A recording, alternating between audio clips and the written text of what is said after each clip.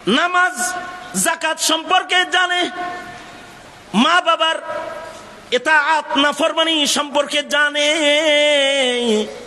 নিজের কথা নিজে বলতেছেন, দুনিয়াতে মায়ের সন্তান বহুত হয়, কিন্তু আমি বাধ্য সন্তান। তার মানে অবাধ্য সন্তান সম্পর্কে জন্মের পরে তিনি জানেন। ইবাদতের কথা বলতেছেন যে তোমাদেরকে আমি নামাজের আদেশ করব, তোমাদেরকে আমি যাকাতের আদেশ করব, ইবাদত বন্দেগীর আদেশ তোমাদেরকে করার জন্য আমি আসছি, কারণ আমি কিতাবওয়ালা নবী। জন্মের সাথে সাথে সব তিনি বলতেছেন,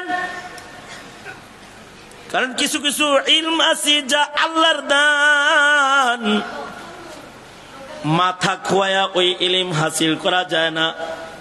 দুনিয়ার জ্ঞান আকল দিয়া মাথা কাটায় হাসিল করা যায়, কিন্তু আখিরাতের জ্ঞান, যেটা পুনরুত্থানের জ্ঞান অথবা জান্নাত জাহান্নামের ইলম জ্ঞান অথবা বিচার দিবসের জ্ঞান, এগুলো ওহী ছাড়া সম্ভব না।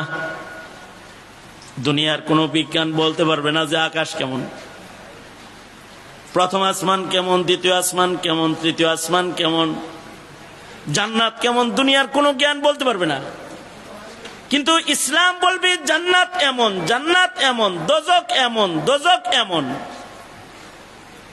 জান্নাতের গেটে, জান্নাতের ভিতরে এমন এমন এমন এমন হুর গেলমান এগুলো আছে।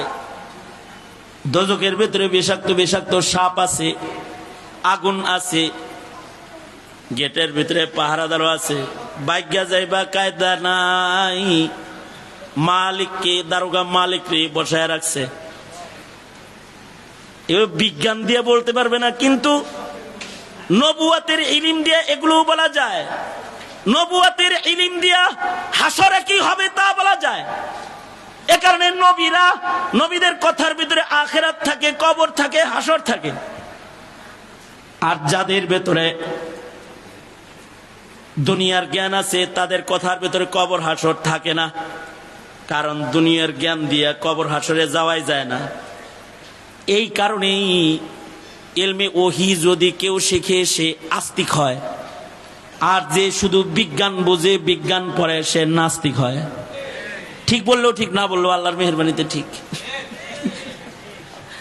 ওর সাথে ভালো করে কোন ঠিক না বে ঠিক, আরো জোরে আওয়াজ করে বলেন ঠিক না বে ঠিক, জোরে বলেন।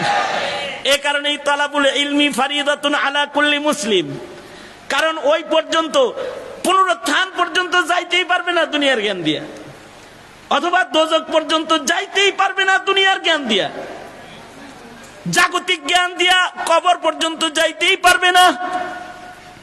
কবরের ভিতরে কি হালত আছে এটা জাগতিক জ্ঞান দিয়া দেখতে পারবে না, যদি না ইলমে ওহীর চোখ দিয়া না তাকায়। তবে ইলমে ওহীর চোখ দিয়ে তাকাইলে মরণের দিনের কষ্ট অথবা সালামতি এটা দেখে ফেলবে।